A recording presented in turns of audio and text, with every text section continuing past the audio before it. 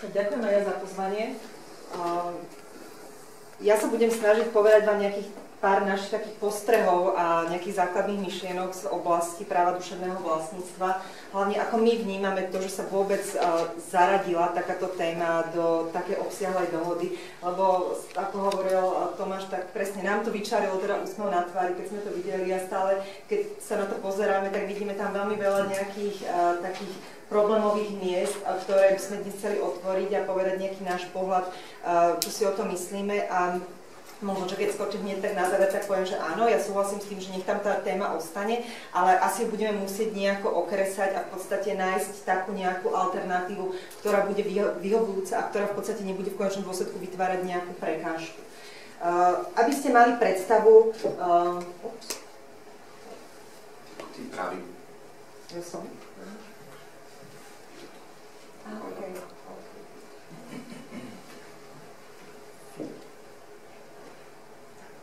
Aby ste mali v podstate základnú nejakú predstavu o problematike duševného vlastníctva, keďže pochopila som, že nie všetci, čo ste tu, tak robíte s tou problematikou duševného vlastníctva veľmi intenzívne.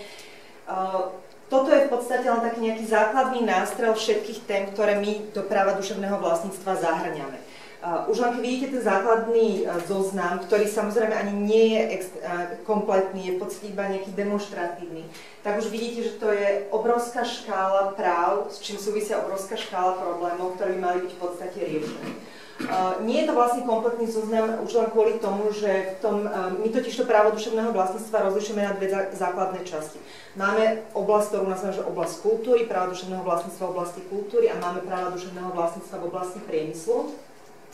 V tej prvej oblasti, v oblasti autorských práv a práv súvisiacich s autorským právom sa nám totiž to objavujú ešte ďalšie práva. My ich to označujeme niekedy práva príbuzné, niekedy práva súvisiace a to je napríklad právo výrobcov zvukových záznamov, výrobcov zvukovo-obrazových záznamov, vysielateľov, výkonných umelcov a to je podľa mňa veľmi taká zaujímavá oblasť, hlavne pre Spojené štáty americké z dôvodu hudobného priemyslu, z dôvodu filmového priemyslu, ktorý je naozaj extrémne silný v Spojených štátoch amerických a poviem to, čomu sa budem venovať potom bližšie. Tie podmienky, hlavne v oblasti autorského práva, čo sa týka ochrany, tie sú diametrálne odlišné. Tam možno, že vnímame taký najväčší rozdiel medzi Európou a Spojenými štátmi americkými, že v Spojených štátoch amerických je autorskoprávna ochrana od počiatku založená na úplne iných základoch, ako je to v Európe, od samotného odôvodnenia autorského práva, cez formuláciu, cez výlučné práva, cez dobu ochrany. Dá sa povedať, že všetko, čo sa týka autorských práv a práv súvisiacich s autorským právom je odlišné. Navyše v Spojených štátoch ani nie je niečo také, ako máme my v Európe, čo sú práva súvisiace s autorským právom. Tam je to vlastne všetko zahrnuté pod ten copyright a tie rozdiely sú tam naozaj diametrálne.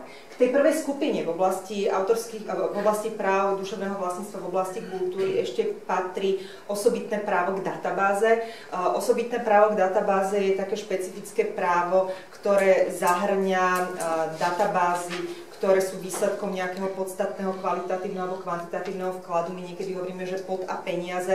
To znamená, že to, kde bola nejaká extrémna, buď nejaký finančný vklad, nejaká veľký obnos nejakej práce, náročnosti do získania údajov, overenia údajov, sprístupnenia údajov a podobne, to je chránené osobitným právom databáze. To je vlastne celá tá prvá oblasť duševného vlastníctva v oblasti kultúry. Pokiaľ ide o tú druhú oblasť tých priemyselných práv priemyselného vlastníctva, tak tam zase rozlišujeme dve také základné podskupiny.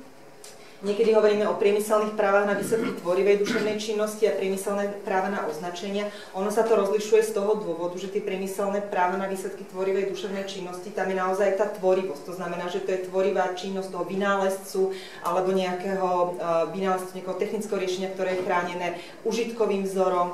Môže to byť pôvodcovská práca napríklad dizajnéra, potom pôvodcu topografie polovodičového výrobku, novej odrody rastlín. To znamená, tam je vždy nejaká tvorivá duševná činnosť a je to vlastne jedna taká skupina práv. A potom máme osobitnú kategóriu priemyselných práv na označenie. Medzi tie priemyselné práva na označenia zase zahrňame právo ochranných známok, známkové právo, označenia pôvodu výrobku a zemepisné označenia. Hlavne tie zemepisné označenie je taká dosť zásadná téma v rámci TTIP. A potom ešte právo obchodných mier.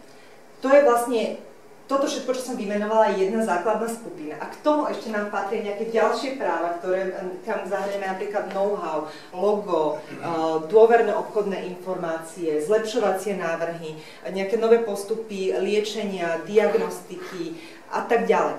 To znamená, že už z tohto základného výpočtu si môžete urobiť nejakú základnú predstavu, že urobiť z tohto nejakú ako obchodnú dohodu je extrémne náročné, ale samozrejme stalo sa to už aj v minulosti. Celú oblasť máme samozrejme regulovanú na úrovni jednak aj medzinárodných zmluv, jednak aj napríklad obchodných dohôd.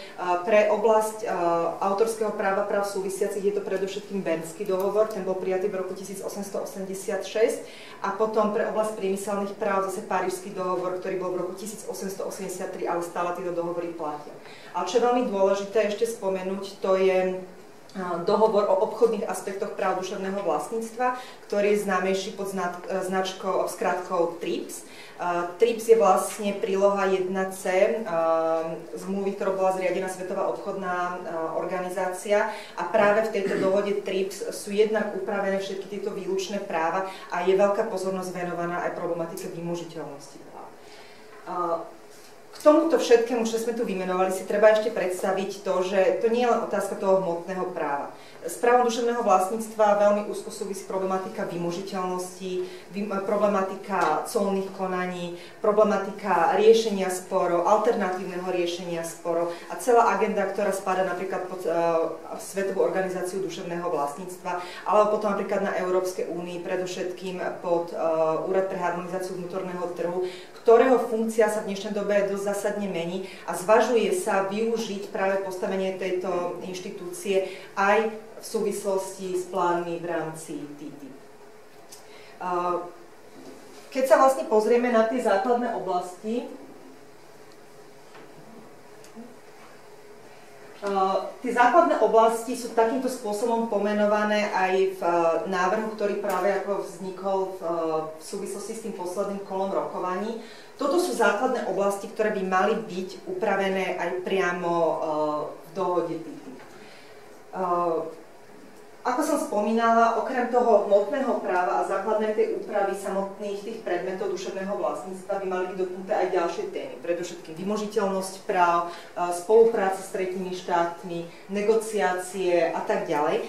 Ale aby ste mali predstavu, že prečo sú niektoré tie témy, možno že viac, niektoré menej reálne, tak ako takú najlepšiu ukážku, keď poviem problematiku autorského práva. Autorské právo, ako som spomínala, je upravené napríklad na medzinárodnej úrovni v Bernskom dohovore, ktorý bol prijatý v roku 1886. Spojené štáty americké, ale tie pristúpili vlastne k Bernskému dohovoru, dá sa povedať, až 100 rokov neskôr. To znamená, že podstatne ďalej, napríklad ako Československo, oni vlastne pristúpili k Bernskému dohovoru až v roku 1989. Ale prečo je to? To je vlastne dôsledok toho, že tá právna úprava je tak diametrálne odlišná. Z môjho pohľadu je problematika autorského práva ako tá, ktorá by v dohode TTIP vôbec nemala byť zahrnutá. Vnímam tam najväčšie rozdiely, najväčšie nejaké problémy. A čo treba veľmi ešte zdôrazniť? V Európe sa teraz veľmi intenzívne diskutuje o reforme autorského práva. O tom, že by sa úplne zmenilo autorské právo, o tom, že by v podstate nemalo byť už vzhľadom na to, že nezodpovedá požiadavkám digitálneho prostredia a že vidíme napríklad, že v Spojených štátoch amerických tá ochrana funguje asi aj lepšie ako u nás, tak zvažujeme napríklad aj to, že by sa úplne zmenilo autorské právo v Európe. Práve z toho dôvodu sa veľmi kritizuje to, že pokiaľ by sa to v tomto stave, v akom je to v súčasnosti, dostalo práve do tej dohody TTIP, tak by sa vlastne ten model svojím spôsobom nejak zakonzervoval a bolo by veľmi, veľmi náročné vytvárať nejaký nový priestor na nejaké nové alternatívne modely. Čo sa týka vlastne tých ďalších oblastí, a keď sa napríklad porovnáme aj s Transpacifickou dohodou, kde sa vlastne tiež vymedzili niektoré základné oblasti, tak vidíme, že v každej tej jednej oblasti nájdeme nejaké konflikty a nejaké problémy. Ono tie problémy môžu byť väčšie, môžu byť menšie, niektoré sú podľa mňa prekonateľné, niektoré sú prekonateľné ťažšie, práve z toho dôvodu, že tie rozdiely sú úplne zásadné. Keď napríklad zase si ukážem ako príklad, alebo použijem ako príklad to autorské právo. Autorské právo napríklad v Spojených štátoch amerických je založené na úzko vymedzených právach a široko koncipovaných výnimkách. V Európe je to presne naopak. Máme široko koncipované práva a úzko koncipované výnimky. Kým v Spojených štátoch amerických máme doktrínu pre výnimky, ktorá sa nazýva fair use, čo je v podstate možnosť využívania diel na určité účely, ktoré sú široko vymedzené. V Európe máme veľmi striktne a veľmi úzko vymedzené jednotlivé situácie, kedy môžeme používať autorské diela bez súhlasu autora. To znamená, že asi aj bez toho, aby ste sa venovali tejto problematike veľmi intenzívne, tak cítite veľmi základné nejaké problémy, ktoré sú tam a ktoré sú podľa mňa dosť také zásadné. Čo je vlastne napríklad stanovisko Digitrade, je, že v danom prípade nepôjde o nejakú harmonizáciu harmonizáciu celého práva duševného vlastníctva. Že aby sme sa ako nebali toho, že by sa teraz išlo nejakým spôsobom, že harmonizovať a hľadať nejaké spoločné cesty, ale v niektorých oblastiach sa svojím spôsobom tomu nevyhneme, pretože aby to fungovalo, tak bude musieť jeden štát svojím spôsobom že urobiť nejaký ústupok a tú svoju právnu úpravu dosť zásadne upraviť. Čo sa týka ešte tej právnej ochrany, tak vlastne na čom sa obidve strany zhodli je, že na obidvoch stranách je veľmi vysoká miera ochrany. To znamená, nie je problém v tom, že by tu niekto spochybňoval, že práva nie sú dostatočne, alebo predmety duševného vlastníctva nie sú dostatočne ochránené. Takýto argument tu nevznikol. Práve naopak sú ešte také pochybnosti, že či prekážky na trhu sú skutočne spôsobené zlou právnou úpravou duševného vlastníctva a či zmenou alebo nejakou reguláciou v oblasti duševného vlastníctva sa zlepší obchod medzi USA a Európou, európskymi štátmi. Ďalší nejaký akože protiargument je, a to je možno, že skôr také ani nie právny argument, ale skôr možno taký nejaký psychologický. Veľa ľudí podľa mňa vníma TTIP ako nejaký ďalší pokus po akte. O akte sa veľa diskutovalo, vieme, ako bola veľmi negatívne vnímaná a hovorím, že nie je to právny argument, lebo ja osobne sa s tým nestotožňujem, že by išlo o pokračovanie akta, ale z hľadiska toho psychologického, ako to ľudia vnímajú, tak podľa mňa bude veľmi ťažké predať to, že ideme robiť nejakú novú reguláciu v obchodných vzťahoch medzi USA a Európou. Vieme, ako to dopadlo vlastne s ochranou osobných údajov, tam sa hneď povedalo na začiatku, že to je v podstate oblasť, kde v súčasnosti úplne nereálne získať nájsť tú spoločnú nejakú rovnováhu a nejakú spoločnú reč, ale asi v oblasti práva duševného vlastníctva to nebude oveľa nejak ľahšie. Ale keby sme ešte mali povedať pár takých detailov, ako za tých posledných pár minút, ktoré sú tam vlastne otvorené, v súvislosti s patentmi, tam sa otvorila problematika tzv. Grace period.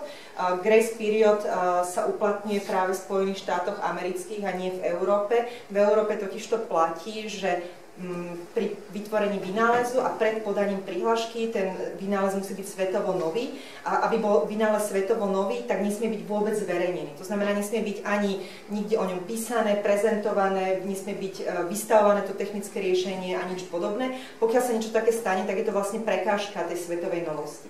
Naopak v Spojených štátoch amerických funguje práve tento inštitút Grace Period, ktorý v podstate umožňuje to, že aj pokiaľ je tam vlastne takéto technické riešenie zverejnené, tak sa tam vlastne zabezpečuje nejaká forma priority. My v Európe máme niečo podobné v súvislosti s dizajnami, nazýva sa to výstavná priorita. Tiež keď sa napríklad zverejní dizajn na výstave, tak je možné počítať tú dobu ochrany už odkedy to bolo zverejnené na tej výstave a nie až odkedy bola podaná tá prihláška. To je napríklad taká téma, o ktorej sa diskutuje, že možno tam by bolo vhodné nájsť nejaký kompromis a nájsť nejakú spoločnú reč v tomto smere, že by sa to nejakým spôsobom zjednotilo. Pri dizajnoch tam je trochu problém s dizajnom k oblečeniu, pretože dizajn, či už látky, oblečenie a podobne, tak to je aspoň čo som čítala, je, že s tým boli zlé skúsenosti v Spojených štátoch amerických.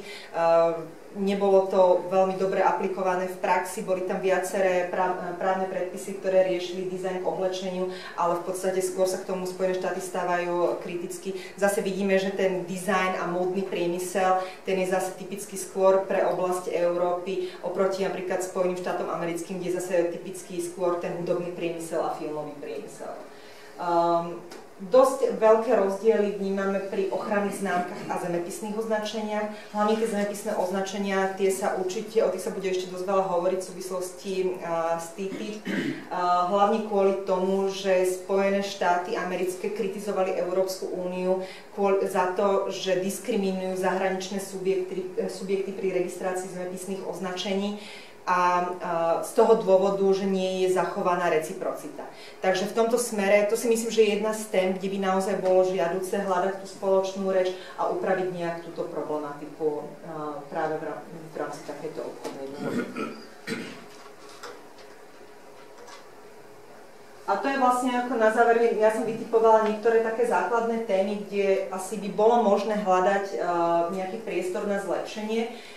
Vychádzala som zo samotných tém, ktoré si strany vlastne pri rokovaní o obsahu tej kapitoly o práve duševného vlastníctva, ktorej obsah samotný je už navrhnutý, teraz nemyslím ako samotná textácia, ale samotná štruktúra toho obsahu, tak vlastne z toho, keď som vyčlenila nejaké základné témy, ktoré si myslím, že by boli také prvé na riešenie, tak rozhodne spolupráca strán. To znamená, či už správy o vymožiteľnosti práv duševného vlastníctva, či už nejaké ekonomické štúdie alebo spoločné kampane na zvýšenie povedomia. Určite si myslím, že tam je priestor na to, aby sa takáto oblasť regulovala v rámci obchodnej dohody. Vymožiteľnosť práv. Ja stále hovorím, že nie je problém v tom hmotnom práve. My nemáme zlú úpravu, ani Spojené štáty, ani Európska únia, nemáme zlú úpravu. Vznikajú hlavne problémy, ale to nie sú podľa mňa problémy hmotného práva, ale to sú problémy, ktoré súvisia s vymožiteľnosťou. Takže určite si myslím, že je tam ten priestor na rokovanie v oblasti vymožiteľnosti práv duševného vlastníctva a určite by to bolo veľmi prínosné. Know-how a obchodné tajomstvo, hlavne Spojené štáty americké, veľmi apelujú na zlepšenie úrovne v tejto oblasti. Je tu vynikajúca príležitosť podľa môjho názoru práve z toho dôvodu, že aktuálne sa práve rokuje v Európskej únii o návrhu smernice o právnej úprave a ochrane know-how a obchodného tajomstva. Myslím si, že to je ideálna príležitosť na to, že už na tejto úrovni, aby sme to už riešili tak, aby nám to aj vyhovovalo, pokiaľ už plánujeme zároveň aj uzatvoriť TTIP, tak už to robme zároveň paralelne aj s tou smernicou, aby nám tam potom zase nevznikol konflikt, že na jednej strane to budeme riešiť tak a na druhej strane nejako ináč. A už tie spomínané zemepisné označenia, to si myslím, že je tiež taká téma. Ako som spomínala, je tam ten priestor, je to žiaduce, je to otázka, ktorá sa týka naozaj, je to obchodne zaujímavá téma, takže určite by som podporovala túto ďalšiu.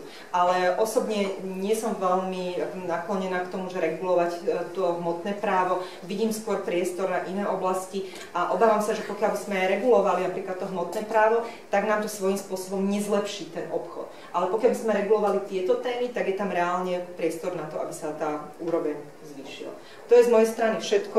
Pokiaľ by ste mali otázky, tak sa teším na či už diskusii, alebo prípadne môžete sa mi ozvať. Môj záver je, že môžeme si samozrejme vybrať, akú verziu chceme, či chceme komplexnú úpravu, to znamená, ideme riešiť všetko, alebo si vyberieme niektoré oblasti a potom je na nás, či si vyberieme široký záber tých oblastí, alebo iba niektoré úzko vymedzené, ale spravíme ich naozaj kvalitne s cieľom vlastne zlepšiť tú úpravu, alebo stále nemusíme robiť nič a budeme hľadať nejaké iné možnosti, ale myslím si, že na to tu dnes nie sme.